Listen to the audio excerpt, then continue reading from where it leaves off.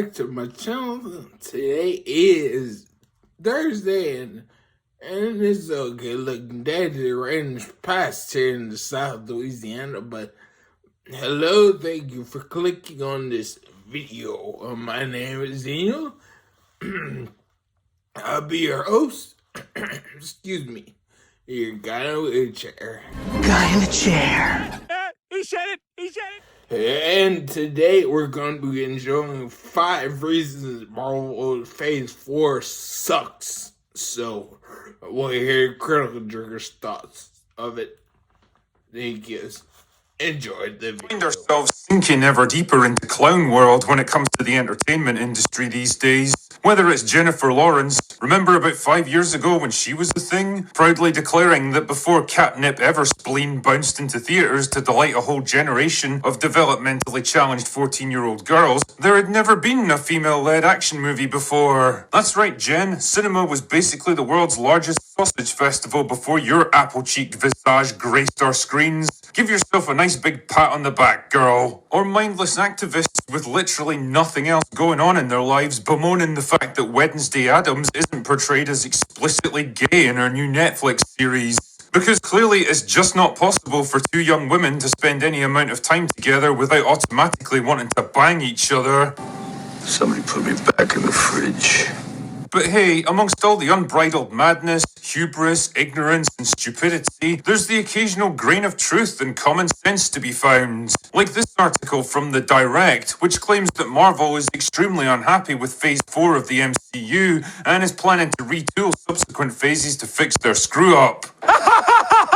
And I've got to admit, my first reaction to this was, no shit, Sherlock, I've been saying that for the past 2 years now. Aside from 1 or 2 success stories that managed to recapture some of the old Marvel magic, not to mention turning an actual profit, Phase 4 has at best been a relentless deluge of bland, forgettable sludge, and at worst, a mounting series of creative and financial disasters that are turning people away in droves. Now, I could just sit back and laugh at the fact that Disney Marvel's greed and arrogance have finally caught up with them, but the drinker is a benevolent dictator, you see, and rather than just make fun of their failures, I thought it'd be better to turn this into a learning opportunity for all of us. So strap in as I take you on a whistle-stop tour of the top 5 reasons why Phase 4 sucked. Number 1, lack of creative direction. I said that before Phase 4 even began, that after the big blowout action of Endgame, there was no real overarching storyline left to drive things forward, no big looming threat that the heroes would eventually have to band together to combat, and as a result, there was no particular reason for people to stay invested in it.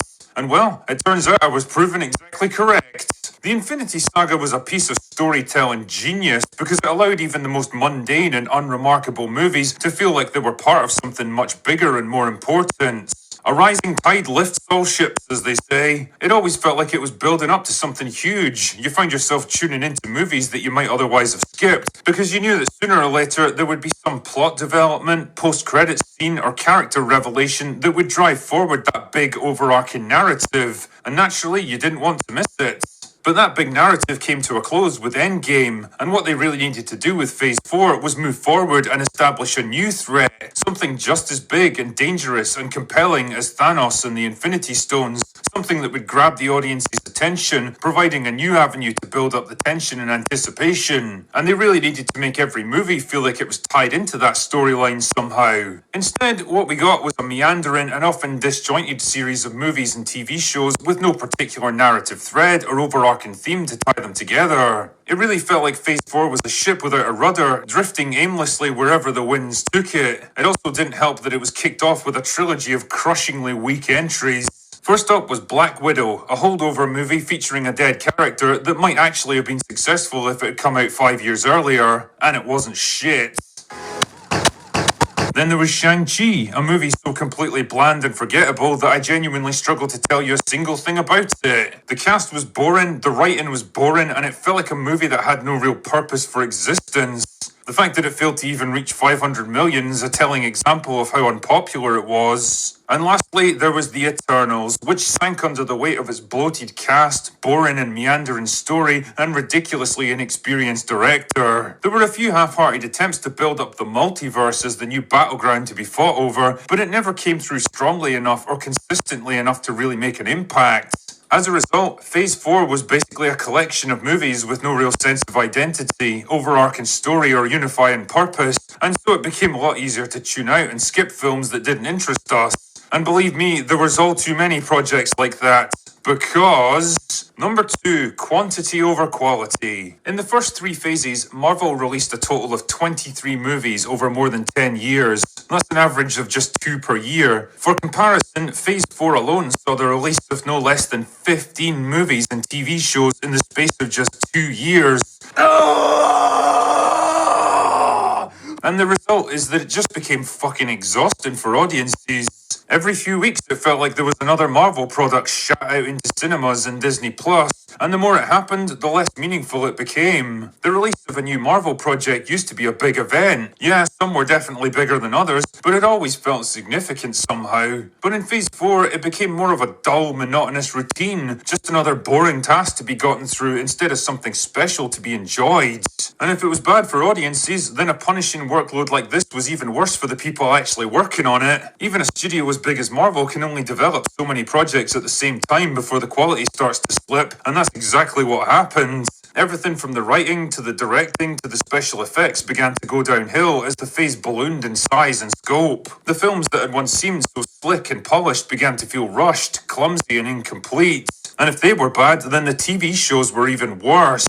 Say what you want about WandaVision's finale, but the show at least started off with a creative and interesting premise that hooked people in. You could tell that a bit of thought and care had actually gone into it. But then compare that show from the very beginning of the phase to absolute garbage like She-Hulk that came out just a couple of years later, and you can see the disastrous drop-off in quality. Basically what I'm saying is that they tried to do too much too quickly, spreading their time and resources too thin, and the result was something had to give. And that thing turned out to be the quality of their products. Number 3, hiring the wrong creatives. Another hallmark of the earlier MCU phases was hiring capable writers and directors that were up to the task at hand. Yeah, it didn't always go perfectly, but generally speaking, they were pretty good at finding the right people for the right jobs. James Gunn, the Russo brothers, Jon Favreau, and Joss Whedon were all great at what they did, delivering some of the best movies of the entire franchise. But with Phase 4, for some reason they decided to bring in a series of writers and directors that were completely incompatible with the task they'd been given. Kate Shortland had a grand total of 3 movies to her name, all of them low-budget dramas, when she was chosen to direct Black Widow, a $200 million action spy superhero flick. Fucking really? What did you expect someone like that was going to deliver for you?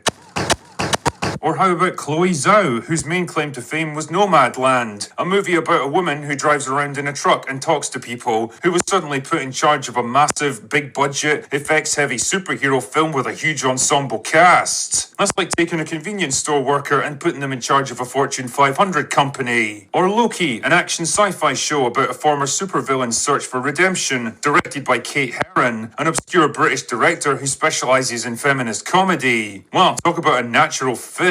Kind of explains why the show ended up the way it did.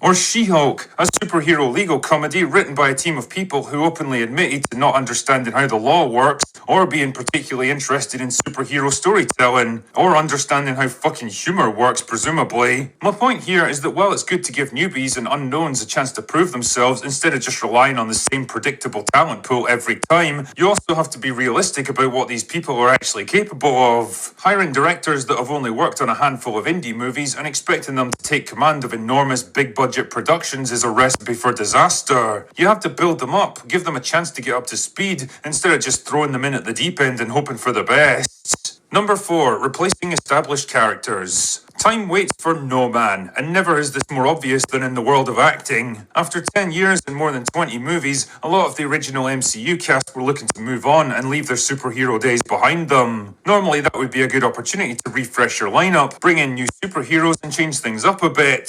But instead, Marvel's goal seems to be to just slot a different actor into the same character. Steve Rogers has retired as Captain America? No problem, we'll just have someone else take up the shield. Tony Stark is dead? Don't worry, we've got Riri Williams who can do all the same things he did.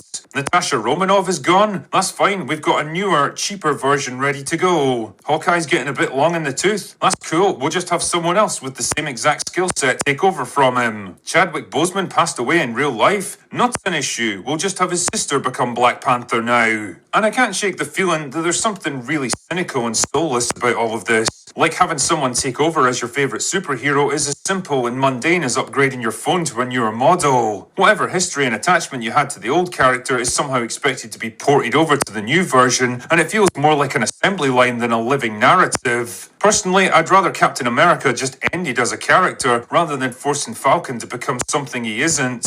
I'd rather see the last of Iron Man instead of some cheap second-rate pretender taking up a mantle they didn't earn, and I think audiences are starting to feel just as jaded.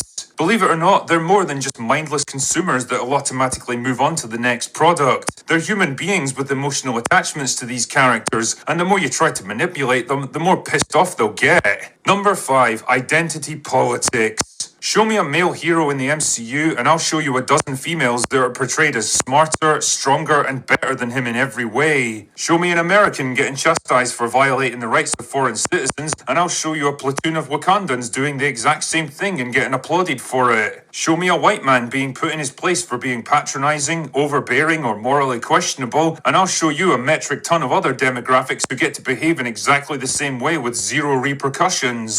The point is, there's a very clear double standard in the MCU now, and it's slanted very clearly in one direction. Men in general, and white men in particular, have basically been relegated to the lowest tier of the Marvel hierarchy now. Match them up against any other demographic, either in a battle, a test of intellect, or a simple argument, and I can pretty much guarantee they'll come off worse. Every single time. And what's really awesome here is when Marvel literally contradict themselves in their own universe. Falcon and the Winter Soldier made a huge deal out of American reluctance to share much needed resources with people who need it most, while Wakanda gets to do the exact same thing and nobody bats an eyelash. Wanda gets to mentally and physically torture an entire town of innocent civilians and be praised for eventually letting them go, while the man who tried to stop her is apparently the villain of the piece.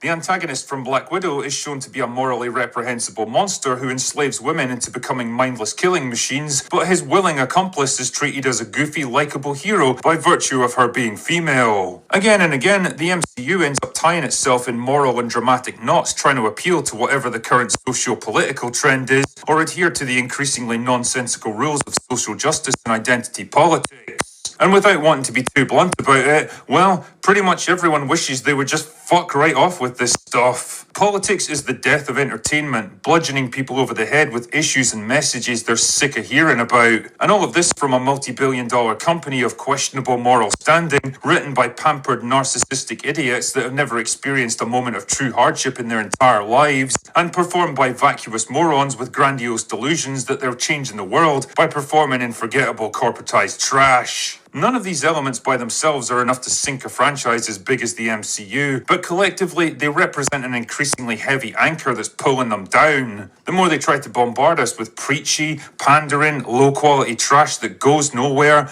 does nothing and says nothing of value, the more people will inevitably get turned away from it. So if there's a lesson to be learned from all of this, it's that you really can have too much of a good thing. And the moment a studio starts putting content, money-making, or political activism ahead of quality storytelling, they're already sowing the seeds of their own demise. And it seems like those seeds are in full bloom for Marvel now. Anyway, that's all I've got for today. Go away now. Hey guys, I hope y'all enjoyed the reason why Marvel Phase 4 sucks. It's one of them things, but that's all. Sit back, relax, because I think Phase 5 may be better. Let's hope. But if you liked it, don't forget, I Can't Snap again.